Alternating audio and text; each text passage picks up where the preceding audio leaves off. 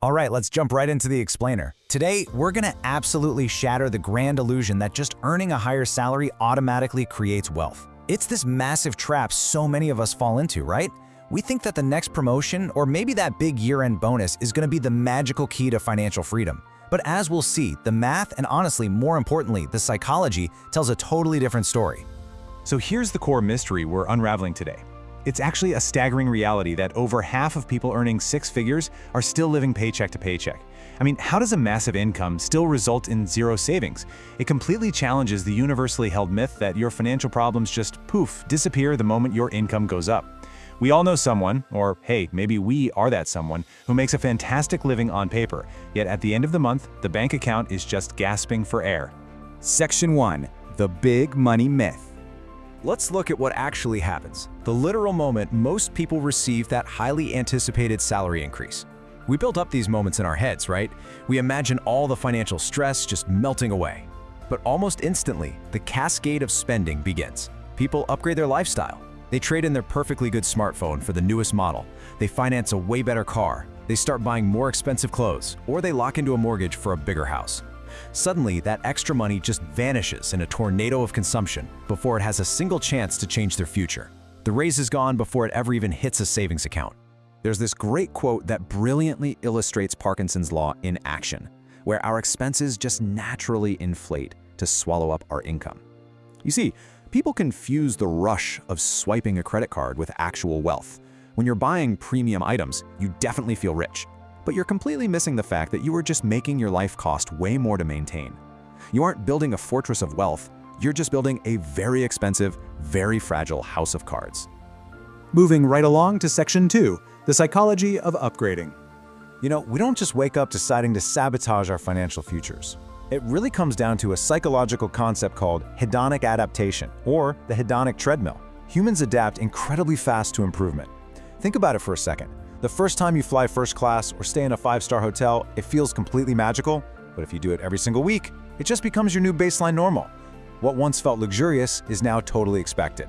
And once it becomes normal, your brain just starts wanting even more. It's an endless cycle because the satisfaction of the upgrade is entirely temporary, while the desire just keeps growing and growing.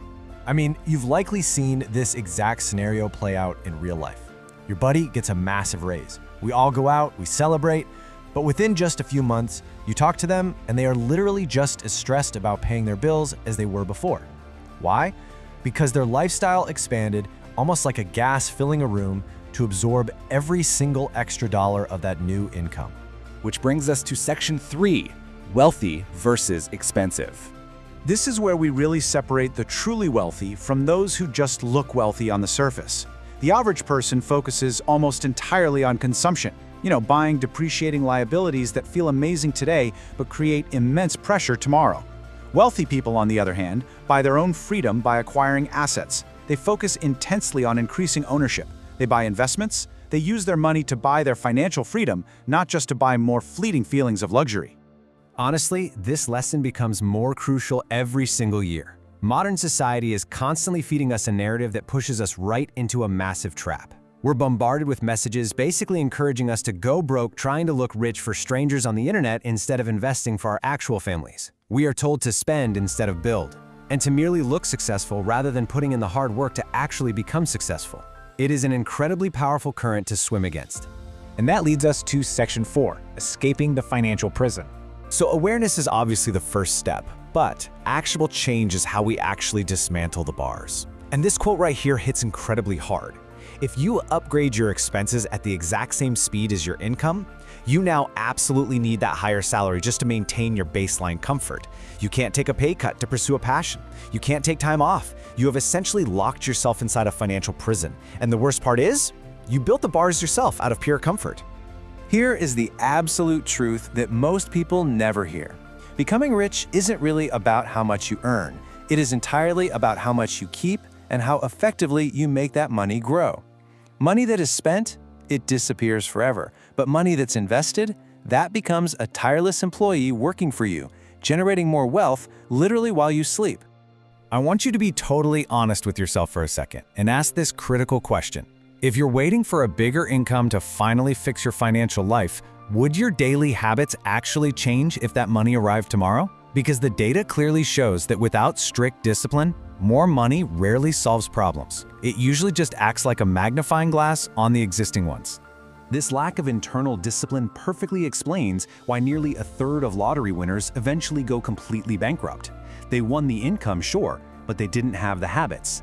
Meanwhile, we see ordinary people every day, teachers, postal workers, mechanics, who quietly build immense generational wealth over time by simply managing what they already have with incredible discipline. It really all boils down to this undeniable fact. Your mindset ultimately dictates your financial reality, far more than the size of your paycheck ever could.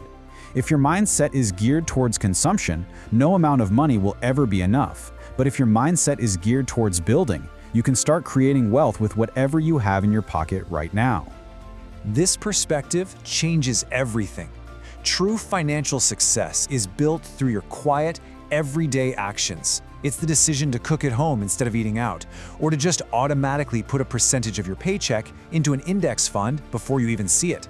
It proves that you have to start building assets and strong financial muscles long before the actual wealth is visible to the rest of the world. If you take away just one thing from this explainer, let it be this: financial freedom relies entirely on your habits. It is not about the raw numbers printed on your W-2 at the end of the year. You literally cannot earn your way out of bad spending habits. You have to build the right habits first, and then let your income amplify that rock-solid foundation. So as we wrap this up, I want you to take a long, hard look at your own life and ask yourself this final question. When you look at exactly where your money went last month, what are your financial habits truly building right now? Are you building assets that will buy your future freedom, or are you just building expensive chains? The choice and the power to change it is entirely yours.